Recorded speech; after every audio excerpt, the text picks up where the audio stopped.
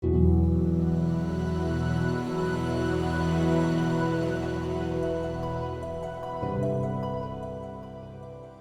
of my all-time favorite video games is a game called Hollow Knight.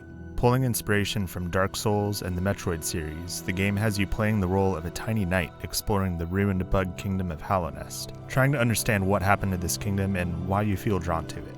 I'll never forget my first time playing it, with my headphones on, sitting in the dark with my controller. It was all I could think about for the 2 or 3 weeks I spent playing it. And that's for good reason. The hand-drawn graphics are beautiful and detailed, the movement feels fluid and responsive, and the story is a tragic tale of a kingdom ruined by its thirst for knowledge that should have remained forgotten. The way the world unfolds under your feet is incredibly engaging and had me continually astounded every time I unwittingly stumbled into a new area where I didn't expect one to be.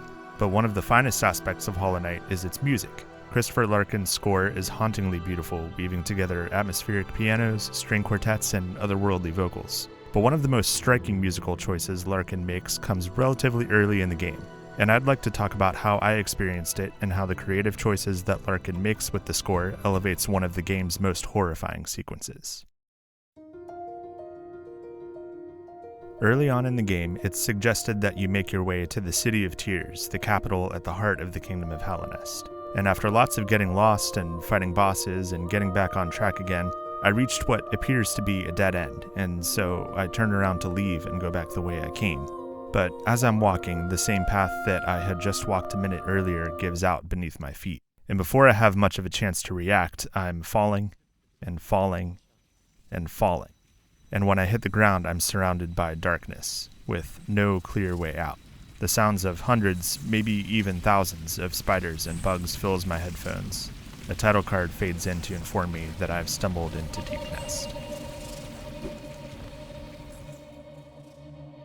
Now, I wouldn't call Hollow Knight a horror game, although it certainly does have its moments. But Deepnest is the first time the game feels like it is out to get you. There are false floors that give way to spikes, spider enemies come out from the foreground, there's something down here stalking you, and I sure hope you bought that lantern from the shop earlier, because you can hardly see without it. But a huge aspect of Deepnest's sense of isolation and dread comes from its music. In video games, we get so used to looping music to the point where it can be a comfort if it's done well, or an annoyance if done improperly. Hollow Knight's music, in my opinion, falls into the former category.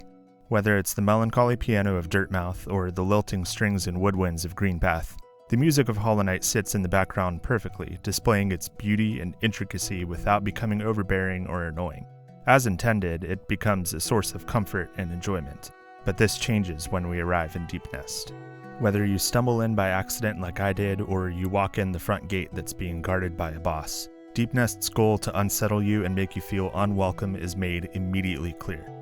The music we've become so accustomed to in the handful of hours we've spent in the game to this point is taken away, to the point where there is nothing that can be clearly defined as music playing in Deepnest. Aside from some vaguely tonal screeching strings, the only things we hear in this dark and dangerous corner of Hallownest are the sounds of distant bugs burrowing through the earth or spiders crawling through the crevices around you. And while many horror games have minimal or ambient soundtracks, Hollow Knight having such a beautiful and melancholy score makes it all the more unsettling when it is taken away. And really, this trick works pretty much anywhere, even in those aforementioned horror games with ambient soundtracks. If you didn't consciously notice the music very much in the first place, you still notice it on a subconscious level, enough so that you'll certainly notice when it's gone. It's like when the power goes out in your house and you suddenly realize just how much ambient noise is now missing. And when that happens, it can make us feel isolated, scared, and on edge, bringing us as the player perfectly in line with what the game's creator is intending for us to feel. And that's a huge part of the job of music, not just in games, but in visual mediums in general, to get us to feel what the characters are feeling and bring us in line with what we are supposed to feel in a moment. And yes, perhaps sometimes the right call for a moment of horror is to have a steady drone that brings the tension to a fever pitch. Maybe it's an all-out assault on the senses to overwhelm us into submission.